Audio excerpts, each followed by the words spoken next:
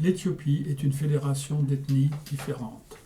Au nord, les Tigréens et les Amaras, au sud, les Oromos et les Somalis, au nord-est, les Afars. Notre voyage commencera par la visite de la dépression du Danakil avec ses volcans, au nord-est du pays Afar. Suite à l'état d'urgence et aux troubles politiques, nous sommes obligés de rejoindre le Danakil par la route qui passe par Awash et Samara. Terminée en 1917, cette ligne qui relie Addis Abeba à Djibouti a été arrêtée il y a quelques années. Aujourd'hui, les Chinois construisent la nouvelle ligne de chemin de fer. Le buffet de la gare d'Awash, qui était tenu par Madame Kiki, est célèbre par le passage du général de Gaulle. Notre chambre était celle du général de Gaulle. Après une étape à Samara, nous atteignons le sud de la dépression du Danakil en longeant le lac Afrera.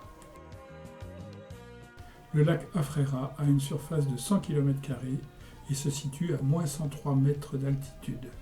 L'exploitation du sel y est importante.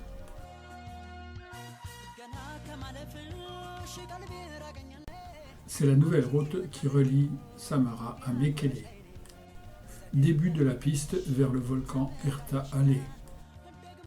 Après le sable, la lave et les tourbillons de chaleur. Un arrêt pour observer les autruches. Nous retrouvons les habitations Afar, les Daboïta.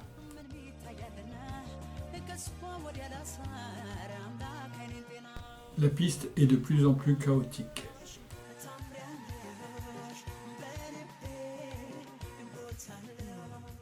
Au fond, première vue sur les fumées du volcan Erta Ale. Après une nuit à la Belle Étoile au camp de base, nous partons tôt le matin à pied vers le Erta Ale. Chaos volcanique.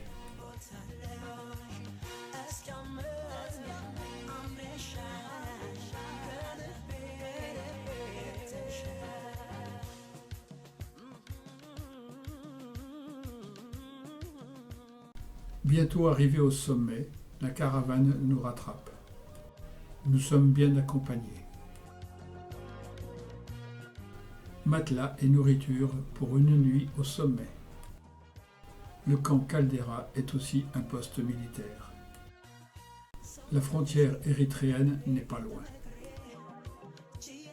Après 3h30 de marche, nous arrivons au camp du volcan. Le camp Caldera est au bord d'un ancien grand cratère. Le camp Caldera où nous passerons une nuit. Il y a 2 ans, des coulées latérales souterraines ont fait baisser le niveau du lac de lave en fusion. Première balade au bord du cratère sud.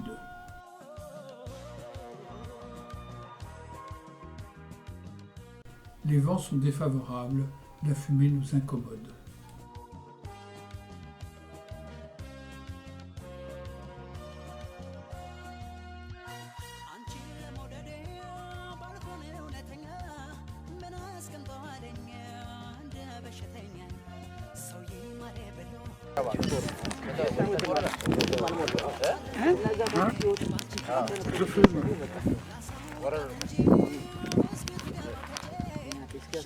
En fin d'après-midi, une deuxième visite nous permet de voir la lave en fusion. Spectacle impressionnant.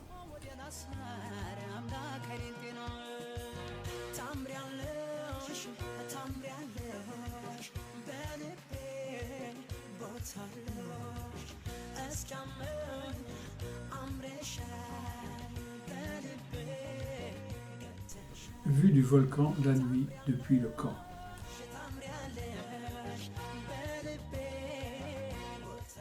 Une troisième visite nocturne nous contente pleinement.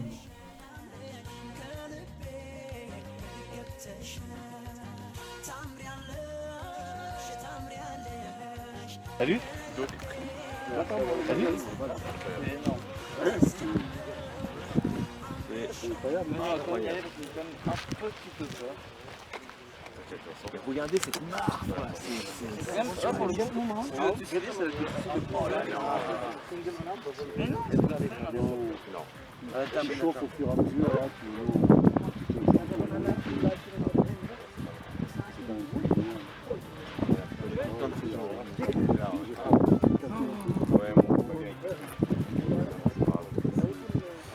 c'est un peu, tu vois, la création, quoi, le feu de la... Ah non, mais il recouvrait la terre.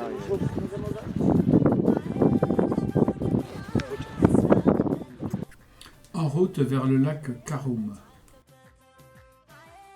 Des immenses étendues de sel entourent le lac.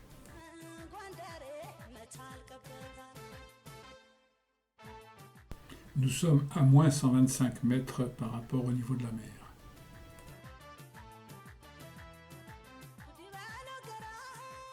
Il y a jusqu'à 2 km d'épaisseur de sel. Mirabel se fait photographier par notre guide.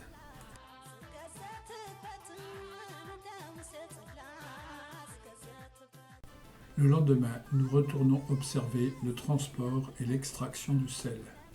Les caravanes avides se dirigent vers le lieu d'extraction.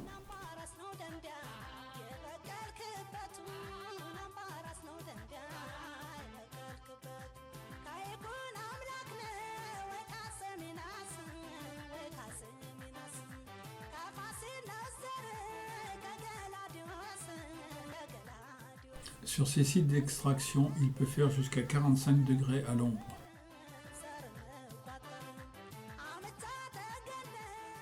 Taillage des blocs de sel avec une herminette.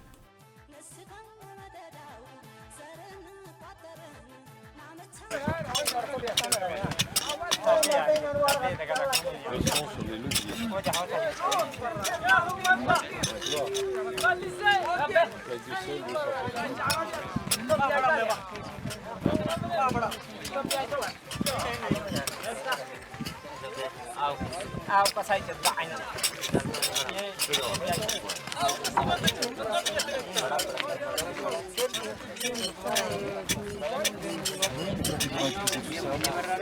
Chargement des dromadaires.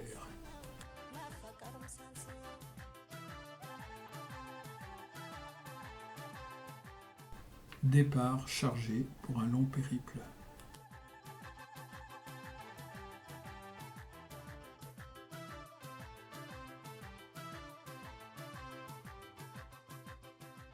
La plupart de ces caravanes vont jusqu'à Mekele. Ce sel est essentiellement destiné aux animaux d'élevage.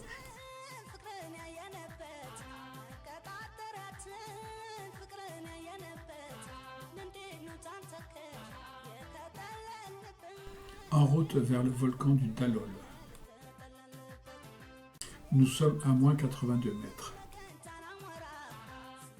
Ce spectacle étonnant est dû à des sources chaudes d'acide et des montagnes de soufre.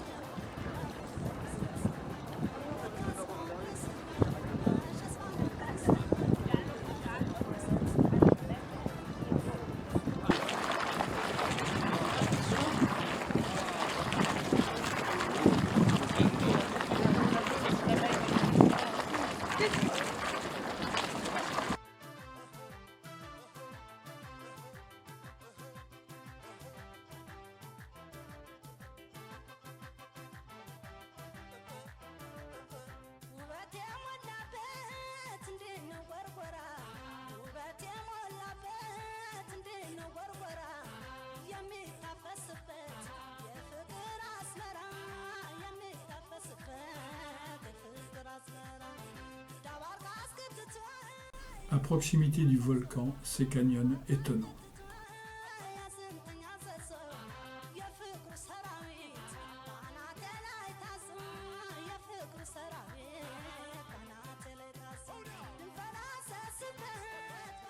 Remous bouillonnant.